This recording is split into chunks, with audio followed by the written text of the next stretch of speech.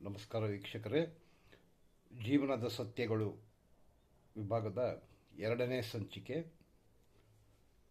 ನಮ್ಮಲ್ಲಿ ಅನೇಕರು ತಮ್ಮ ದೂರದೃಷ್ಟಿಯ ಪ್ರಯೋಜನದ ಅರಿವಿಲ್ಲದಂಥವರು.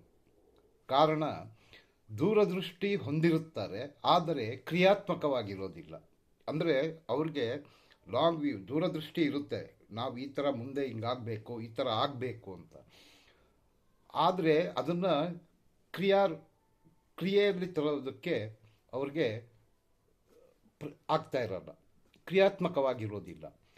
ಈ ದೃಷ್ಟಿಪಥ ಅತ್ಯಂತ ಕ್ರಿಯಾತ್ಮಕ ಮತ್ತು ಪ್ರಾಯೋಗಿಕವಾದದ್ದು, ಬಹಳ ಕ್ರಿಯಾತ್ಮಕವಾದದ್ದು ಮತ್ತು ಪ್ರಾಯೋಗಿಕವಾದದ್ದು. ತಮ್ಮ ದೃಷ್ಟಿಪಥ ವಾಸ್ತವಾಂಶಗಳ ಮೇಲೆ ಆಧಾರವಾಗಿರಬೇಕು. ನಮ್ಮ ದೃಷ್ಟಿಪಥ ಯಾವಾಗಲೂ ವಾಸ್ತವಾಂಶಗಳ ಮೇಲೆ ಆಧಾರವಾಗಿರಬೇಕು. ಕಲ್ಪನಾ ಲೋಕದಲ್ಲಿ ನಾವು ನಮ್ಮ ದೂರದೃಷ್ಟಿಯನ್ನು ಇಡಬಾರ್ದು. ವಾಸ್ತವಾಂಶ ಏನಿದೆ, ಇದಿದ್ರೆ ಏನಾಗುತ್ತೆ, ಈ ಥರ ವಾಸ್ತವಾಂಶಗಳ ಮೇಲೆ ನಾವು ನಮ್ಮ ದೂರದೃಷ್ಟಿಯನ್ನು ಹರಿಸಬೇಕು. ಜೊತೆಗೆ ಕ್ರಿಯಾತ್ಮಕವಾಗಿರಬೇಕು. ಇದು ನಮ್ಮ ಮೌಲ್ಯಗಳು ಮತ್ತು ಆಕಾಂಕ್ಷೆಗಳನ್ನು ಪ್ರತಿಫಲಿಸುತ್ತವೆ. ನಮ್ಮ ದೂರದೃಷ್ಟಿ ಏನಿದೆ ಅದು ನಮ್ಮ ಮೌಲ್ಯಗಳು ಮತ್ತು ನಮ್ಮ ಆಕಾಂಕ್ಷೆ, ನಮ್ಮ ಆಸೆ ಏನಿದೆ, ನಮ್ಮ ಗುರಿ ಏನಿದೆ, ಅದನ್ನು ಪ್ರತಿಫಲನ ಮಾಡುತ್ತೆ ನಮ್ಮ ದೂರದೃಷ್ಟಿ. ನಮ್ಮ ಹೃದಯದೊಳಗೆ ನಾವು ನೋಡಿಕೊಂಡಾಗ ನಾವು ಎಚ್ಚೆತ್ತುಕೊಳ್ಳುತ್ತೇವೆ ಮತ್ತು ನಮ್ಮ ದೃಷ್ಟಿಯು ಸ್ಪಷ್ಟಗೊಳ್ಳುತ್ತದೆ. ನಾವು ಹೊರಗಿನದನ್ನು ನೋಡಲು, ಅವಲೋಕನ ಮಾಡಲು ಹೊರಟಾಗ ಕನಸನ್ನು ಕಾಣುತ್ತೇವೆ. ನಾವು ನಮ್ಮ ಹೃದಯದೊಳಗೆ, ಅಂದರೆ ಆತ್ಮದೊಳಗೆ, ನಾವು ನಮ್ಮ ಆತ್ಮದಲ್ಲಿ ಸಂವಾದ ನಡೆಸಿದಾಗ ನಮಗೆ ನಮ್ಮ ದೃಷ್ಟಿಪಥ ಏನು, ನಾವು ಏನು ಗುರಿ ಸಾಧಿಸಬೇಕು ಅನ್ನೋದು ನಮಗೆ ಸ್ಪಷ್ಟಗೊಳ್ಳುತ್ತಾ ಹೋಗುತ್ತದೆ. ಆಮೇಲೆ ನಾವು ಹೊರಗಿನದನ್ನು ನೋಡಲು, ಜೊತೆಗೆ ಅವಲೋಕನ ಮಾಡಲು, ಬರೀ ನೋಡಿದರೆ ಸಾಲದು, ಅದನ್ನು ಅವಲೋಕಿಸಬೇಕು. ಏನಿದು, ಹೇಗೆ, ಎತ್ತ ಅಂತ. ಆಗ ಮಾಡಿದಾಗ ನಾವು ನಮ್ಮ ಕನಸು ಅಂದರೆ ಮತ್ತೆ ಇಲ್ಲಿ ನಿದ್ದೆ ಮಾಡಿದಾಗ ಕಂಡ ಕನಸಲ್ಲ, ವಾಸ್ತವಾಂಶಗಳ ಆಧಾರದ ಮೇಲೆ ನಮ್ಮ ದೃಷ್ಟಿಪಥ, ನಮ್ಮ ಗುರಿ, ನಮ್ಮ ಕನಸು ಇರಬೇಕು. ಆಗ ಅದನ್ನು ಕ್ರಿಯಾತ್ಮಕವಾಗಿ ತರೋಕ್ಕೆ ನಮಗೆ ಸಾಧ್ಯವಾಗುತ್ತೆ. ನಮ್ಮ ದೂರದೃಷ್ಟಿ ಅಥವಾ ಮುನ್ನೋಟ 2 ಅಂಶಗಳನ್ನು ಒಳಗೊಂಡಿದೆ. ಒಂದು ಭಾವನೆಗಳನ್ನೊಳಗೊಂಡ ಭಾಗ. ಈ ಭಾವನೆ ಅಂದ್ರೇನು, ನಮ್ಮ ಕಲ್ಪನೆ, ಒಳ ಅರಿವು ಮತ್ತು ಮೌಲ್ಯಗಳ ಫಲ. ನಮ್ಮ ಕಲ್ಪನೆ, ನಮ್ಮ ಒಳ ಅರಿವು ಮತ್ತು ಮೌಲ್ಯಗಳ ಫಲದಿಂದ ಈ ಭಾವನೆಗಳನ್ನೊಳಗೊಂಡ ಭಾಗ ನಮ್ಮ ದೂರದೃಷ್ಟಿಯಲ್ಲಿರುತ್ತದೆ. 2ನೇ ಭಾಗ ವೈಚಾರಿಕತೆಯ ಭಾಗ. ವೈಚಾರಿಕತೆ ಅಂದರೆ ವಿವೇಚನಾಯುಕ್ತ ವಿಶ್ಲೇಷಣೆಯ ಫಲ. ಸೊ 2 ಭಾಗ ಇರುತ್ತೆ ನಮ್ಮ ದೂರದೃಷ್ಟಿನಲ್ಲಿ. ಒಂದು ಭಾವನೆ, ಇನ್ನೊಂದು ವೈಚಾರಿಕತೆ.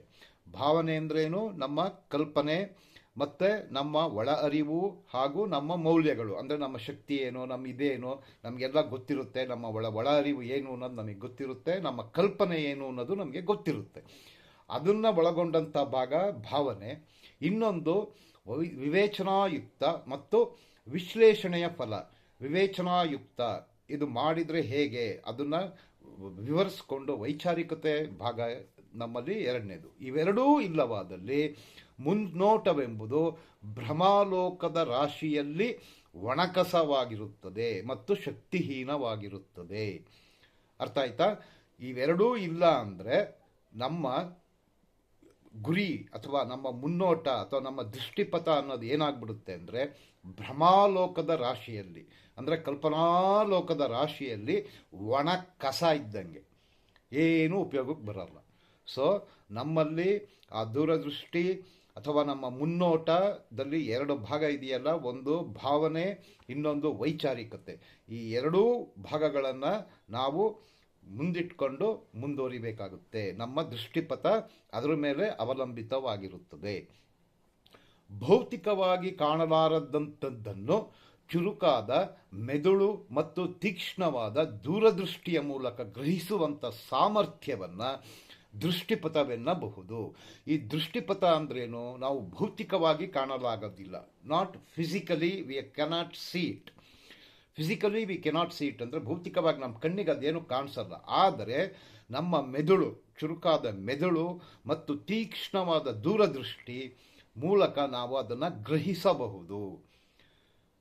ನಿಮಗೆ ಗೊತ್ತು, ಬೆಂಕಿ ಸುಡುತ್ತೆ, ಗಾಳಿ ಬೀಸ್ತಾ ಇದೆ.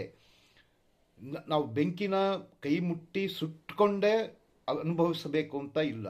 ಅಂದರೆ ಫಿಸಿಕಲಿ, ಭೌತಿಕವಾಗಿ ನಾವು ಅದನ್ನು ಅನುಭವಿಸಬೇಕಾಗಿಲ್ಲ. ನಮ್ಮ ತೀಕ್ಷ್ಣವಾದ ಮೆದುಳು ಮತ್ತು ದೂರದೃಷ್ಟಿ, ಚುರುಕಾದ ಮೆದುಳು ಮತ್ತು ತೀಕ್ಷ್ಣವಾದ ದೂರದೃಷ್ಟಿ ನಮಗೆ ಅದನ್ನು ಹೇಳಿಕೊಡುತ್ತೆ. ಒಬ್ಬ ವ್ಯಕ್ತಿ ಮುಂದೆ ಏನಾಗುತ್ತಾನೋ ಮತ್ತು ಕೊನೆಯಲ್ಲಿ ಏನನ್ನು ಅನಾವರಣ ಅಂದರೆ ಬಯಲು ಮಾಡಬೇಕೆಂದಿರುವನೋ ಅದಕ್ಕೆ ದೃಷ್ಟಿಪಥವು ಒಂದು ವಾಗ್ದಾನವಿದ್ದಂತೆ. ವಾಗ್ದಾನ ಅಂದರೆ ಒಂದು ಭಾಷೆ, ಒಂದು ಆಣೆ. ಅಂದರೆ ಒಬ್ಬ ವ್ಯಕ್ತಿ ಮುಂದೆ ಏನಾಗ್ತಾನೆ, ಅವನು ಏನನ್ನು ಅನಾವರಣ ಮಾಡ್ತಾನೆ ಅಂದರೆ ಬಯಲು ಮಾಡ್ತಾನೆ, ಯಾವುದನ್ನು ಅವನು ಅನಾವರಣ ಮಾಡ್ತಾನೆ ಅನ್ನೋದಕ್ಕೆ ನಮ್ಮ ದೃಷ್ಟಿಪಥ ಏನೋ ಒಂದು ವಾಗ್ದಾನ ಇದ್ದಂತೆ, ಭಾಷೆ ಇದ್ದಂತೆ. ನಮ್ಗೆ ಆ ದೂರದೃಷ್ಟಿ ಇದ್ದರೆ ನಾವು ಮುಂದೆ ಏನಾಗ್ತೀವಿ, ನಾವು ಏನು ಮಾಡಬೇಕು ಮಾಡಿ ತೋರಿಸ್ತೀವಿ, ಅನಾವರಣ ಮಾಡ್ತೀವಿ ಅನ್ನೋದು ಅದಕ್ಕೆ ಒಂದು ಭಾಷೆ ಇದ್ದಂತೆ. ಆದರೆ ಭವಿಷ್ಯವಾಣಿಯೇ ನಮ್ಮ ಗುಣಗಳು ಮತ್ತು ನಮ್ಮ ಜೀವನಕ್ಕೆ ಉದ್ದೇಶ ಮತ್ತು ಮಾರ್ಗವನ್ನು ನೀಡುವುದೇ ದೃಷ್ಟಿಪಥ. ಅಂದರೆ ನಮಗೆ ಒಂದು ಗುರಿ ಇದ್ದರೆ ಮಾತ್ರ ನಮಗೆ ನಮ್ಮ ಮುಂದಿನ ಭವಿಷ್ಯ. ಗುರಿನೇ ಇಲ್ಲ ಅಂದರೆ ಮನುಷ್ಯನಿಗೆ ಭವಿಷ್ಯ ಇರೋದಿಲ್ಲ. ಆ ದೃಷ್ಟಿಪಥ, ಆ ಒಂದು ಗುರಿ ಧ್ಯೇಯ ಎಲ್ಲಿಂದ ಬರಬೇಕು?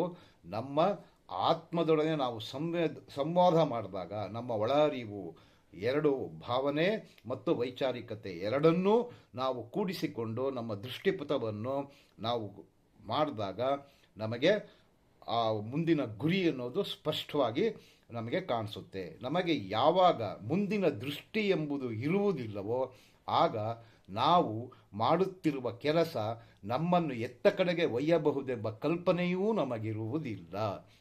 ನಮಗೆ ಒಂದು ಗುರಿ ಅನ್ನೋದು ಇಲ್ಲ ಅಂದರೆ ಆವಾಗ ನಾವು ಈಗ ಏನು ಕೆಲಸ ಮಾಡ್ತಿದ್ದೀವಿ ಅದು ನಮ್ಮನ್ನು ಎಲ್ಲಿ ಕೊಂಡೊಯ್ಯುತ್ತೆ, ಏನಾಗುತ್ತೆ ಮುಂದೆ ಅನ್ನೋದ್ರ ಬಗ್ಗೆ ನಮಗೆ ಏನೂ ಗೊತ್ತಿರೋದಿಲ್ಲ. ಆಗ ಏನಾಗುತ್ತೆ, ನಾವಿಕನಿಲ್ಲದ, ಮಾರ್ಗಸೂಚಿ ಇಲ್ಲದ ಹಡಗನ್ನು ಸಮುದ್ರ ಮಧ್ಯದಲ್ಲಿ ಬಿಟ್ಟಂತೆ ನಾವಿರುತ್ತೀವಿ. ಅಲೆಗಳ ಇಚ್ಛೆಯಂತೆ ಯಾವ ಕಡೆಗಾದರೂ ತೇಲುವಂತಾಗುತ್ತದೆ. ಯಾವಾಗ ನಮಗೆ ಒಂದು ಗುರಿ ಇರಲ್ಲ ಆವಾಗ ನಾವೇನು ಮಾಡ್ತೀವಿ, ಒಂದು ಬೋಟ್, ಹಡಗು ಅಥವಾ ಒಂದು ದೋಣಿ, ಅದರಲ್ಲಿ ನಾವಿಕ ಇರೋದಿಲ್ಲ, ಒಂದು ಮಾರ್ಗಸೂಚಿ ಇರಲ್ಲ. ನಾವಿಕ ಇರ್ತಾನೆ ಅಥವಾ ಮಾರ್ಗಸೂಚಿ ಇರಲ್ಲ. ಅಂದರೆ ಇದು ಪೂರ್ವ ದಿಕ್ಕಿಗೆ ಹೋಗ್ತಾ ಇದೆ, ದಕ್ಷಿಣ ದಿಕ್ಕಿಗೆ ಹೋಗ್ತಿದೆ, ಏನೂ ಗೊತ್ತಾಗಲ್ಲ. ಅಂಥ ಒಂದು ಸ್ಥಿತಿಯಲ್ಲಿ ದೋಣಿ ಎಲ್ಲಿಗೆ ಹೋಗಿ ತಲುಪುತ್ತೆ?